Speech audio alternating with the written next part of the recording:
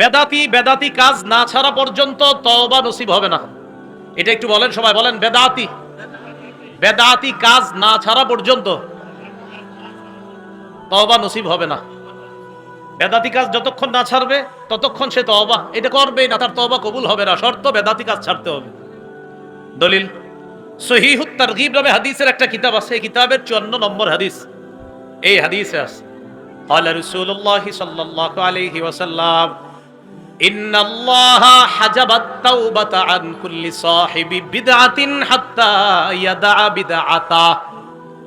রাসূলুল্লাহ সাল্লাল্লাহু আলাইহি সাল্লাম বলেন, নিশ্চয় আল্লাহ তাআলা প্রত্যেক বেদাতি তার বেদাতি কর্মকাণ্ড না ছাড়া পর্যন্ত তার তওবা আল্লাহ কবুল করবে না, যতক্ষণ সে বেদাতি কাজ না ছাড়বে।